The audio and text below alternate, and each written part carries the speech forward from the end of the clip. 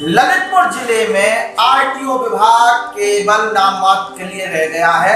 RTO विभाग के कोई कामकाज जमीन पर दिखाई नहीं दे रहे हैं। जमीन दोष होती सड़कें, किसकी जिम्मेदारी? जी हाँ, मैं आपको बताना चाहता हूँ कि ललितपुर में किस तरीके से अवैध खनन का काम जोरों पर है और ना तो ललितपुर के जिलाधिकारी अवैध खनन रोक पा रहे हैं, ना ही कार्रवाई करा पा रहे हैं। आरटीओ विभाग द्वारा जिस तरीके से उदासीनता सामने आ रही है वो किसी से छुपी हुई नहीं है।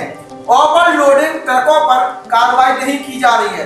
नंबर 2 के ट्रक चल रहे हैं, उन पर कार्रवाई नहीं की जा रही है। अवैध खनन के चोरी से ट्रक निकाले जा रहे हैं, उन पर कार्रवाई नहीं की जा रही है। अवैध खनन से जुड़े ट्रैक्टर चलाए जा रहे हैं, उन पर कार्रवाई नहीं की जा रही है। और साथ ही साथ इसमें जिम्मेदार है ललितपुर का खनिज विभाग।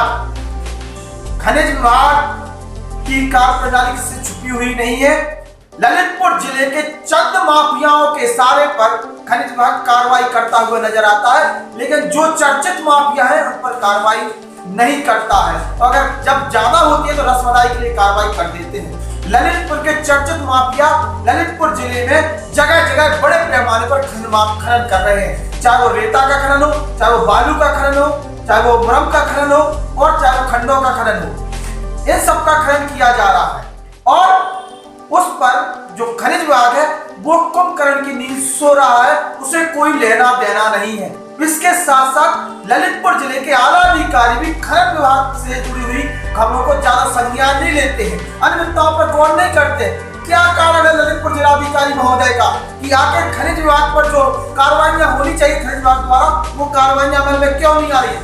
ललितपुर में जमीन दोष होती सड़कें किस चीज का प्रमाण है? आप ये बताइए, क्या उस सड़कों में भ्रष्टाचार हुआ है या ओवरलोडिंग के कारण सड़कें जमीन दोष हो गई है? प्रधानमंत्री ग्रामीण सड़क योजना के अंतर्गत सड़कें जो बनाई गई हैं उन पे हैवी लोडिंग वाले ट्रक चल रहे हैं। रात में ट्रक 10 गुने ज्यादा चलने लगते हैं। इन्हें रोकने के लिए पूरी तरीके से नाकाम है ललितपुर जिला प्रशासन और उनकी पूरी टीम। अवैध खनन किन लोगों के इशारे पे हो रहा है?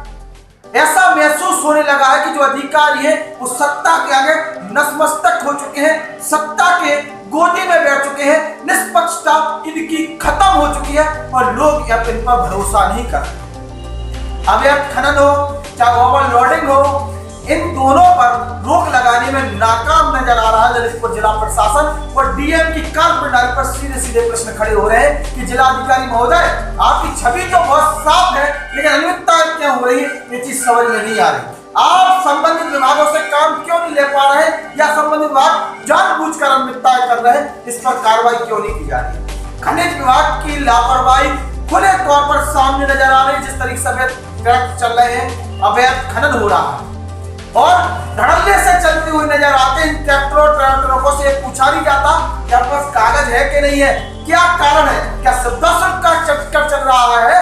एक आम आदमी अपना ट्रक ट्रैक्टर लेके नहीं निकल सकता है और माफिया देर रात कभी भी कर सकते हैं। और एक और चीज, अगर कोई नया व्यक्ति अगर इस चीज में काम कर रहा होगा तो वही माफिया शिकायत करेंगे और तत्काल संबंधित विभाग के अधिकारी कार्रवाई करते हुए नजर आएंगे।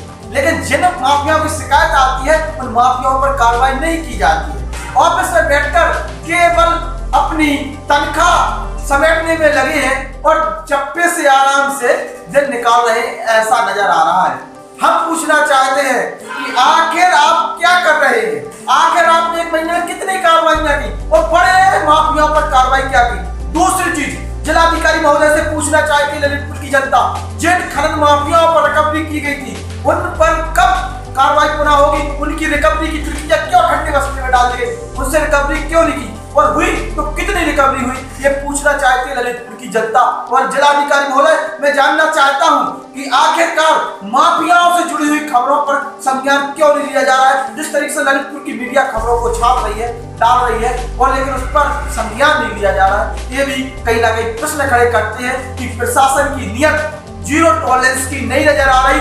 माफियाओं को संरक्षण देते हुए नजर आ रहे हैं विभागीय अधिकारी। अगर नहीं आ रहे हैं तो फिर क्यों खनन हो रहा है? क्यों नंबर 2 के ट्रक निकल रहे हैं और जमीन दोष होती सड़कें किस चीज का प्रमाण है? ये आप बताइए, ललितपुर की जनता पूछना चाहते हैं। जय हिंद, जय भारत, सेफ रहे, सुरक्षित रहे, यातायात नियमों का पालन करें।